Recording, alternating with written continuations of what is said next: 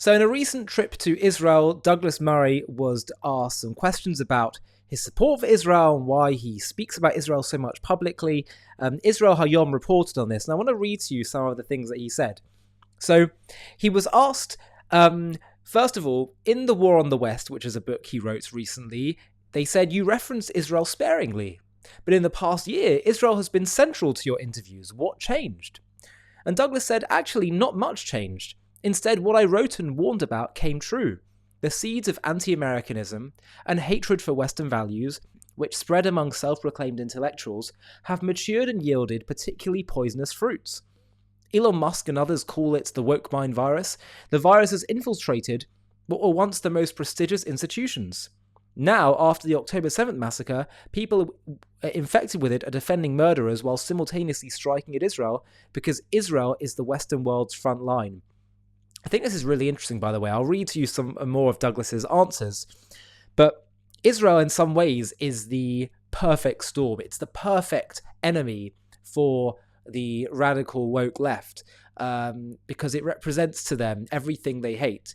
It's what they've constructed as things they hate. So when they if they decide that Israel is the dominant, aggressive Western force, the capitalist force, the one that has the greater military, the one that's more economically prosperous, the one that takes more responsibility for their own societies to make it better, and they've constructed this narrative that somehow Israel's this evil aggressor and representative of America in some ways. So it's like the perfect storm for them to want to say, oh, you have no right to be here and you're a colonialist force. Of course, all these things are based on lies. The Jewish people are indigenous to land. They're not colonialists.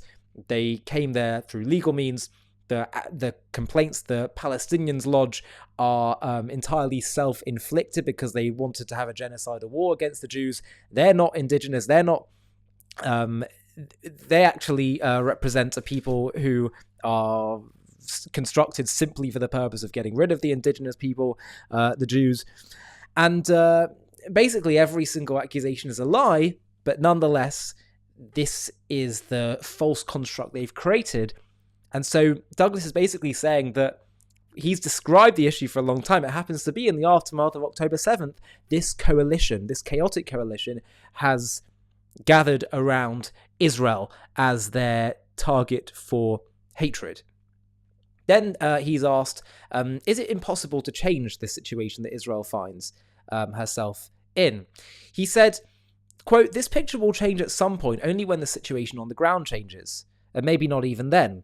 Generally, the idea that there's some magic cure, some brilliant PR move that can remedy the problem of imbalance in media coverage of Israel is probably not correct. However, it's clear there's no privilege to ignore the problem. You must do everything in your power to explain, convince, and speak to every type of audience, and each speaker does this differently in their own words and methods, in the spirit of let 1,000 flowers bloom. And then they said, there's been some criticism of Israeli public diplomacy, that it's directed at the let 1,000 flowers bloom method, the absence of a unified voice, contradicting messages can't convince. And Douglas replied, there's no better way to make me laugh than to say Israelis need to speak with one voice. What's the likelihood that will ever happen? After all, you and I, and actually everyone, knows it's impossible. I certainly think the government should speak with one voice. A clear message must come from the government, not leaks, as happened abundantly in the past year. However, generally, an almost infinite variety of opinions is one of the notable advantages of liberal democracy. The disadvantage is that this variety includes some irresponsible opinions, and sometimes even dangerous ones. I've read terrible things in Haaretz and other places, and it amazed me that such things could be published. However, the fact that they are published testifies to the robust nature of Israeli society, which gives space even to voices that could destroy this society. Well, you're certainly right that there's a variety of voices.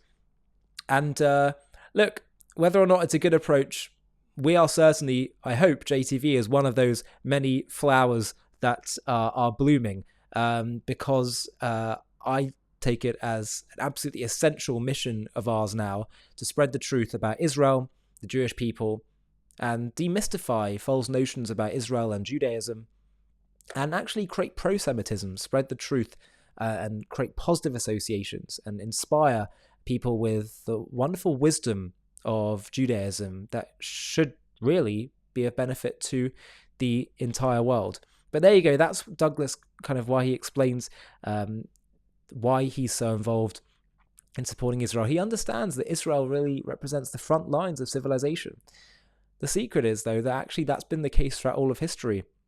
The Jewish people really have been at the forefront of the great civilizational battles, and the great empires and institutions that rise and fall always have their eyes on the Jews in some way. But the Jews, whether the world has been kicking and screaming or not, has pushed the world in a better moral direction. But we still have more work to do, and that's why I consider JTV and the work we're doing here such an important project in doing just that. If you made it this far in this video and you appreciate the work that JTV is doing, I have a message for you. In just a few days from now, JTV is going to be doing a crowdfunding campaign. It's going to be on December the 15th to the 18th of this year, 2024. The reason we're doing it is because I thought it'd be a great idea to scale the work of JTV. Our mission is to spread the truth of Israel, create positive associations with Jewish people, Judaism, and Israel, the Jewish people's ancient homeland. And there's so much misinformation out there, but we have so much power through video media and social media to spread the truth. But I really think it's time that we start competing with the anti-Israel online and media equivalents out there. And so the plan is to crowdfund from our audience, people that appreciate what we do, and use that to scale our operations. We're already having a really big impact, but we can multiply it massively. We can do documentaries, get more presenters, do animated content, so many things. And so I've asked over the past few weeks now, you may have seen it on other videos, for people to sign up if they'd be open to getting their own unique link, their own unique page to our main crowdfunder, where they can send a message out to their contacts and say, hey, do you want to support my specific page that I've created for this crowdfunder? And it's just a great way of getting their contacts to contribute. So it's now just a few days away. My question is, if you haven't yet signed up, would you consider signing up to take your own little page? All that means is you put in your details and then you get a link and it's something you can share with all your contacts, and you can say, hey, this is JTV's campaign. It will have a campaign video alongside it. Would you consider supporting their work? It allows you to reach out to your network, and we all collectively as JTV viewers and partners can be involved in reaching out to our own networks, and through the power of sheer numbers, we can together do something really significant. So as I say, it's only a few days away now, not that much time to still get involved. But if you'd consider doing that, please click on the sign up link, the Google form link, and I'll reach out to you very, very soon to give you details to create that page.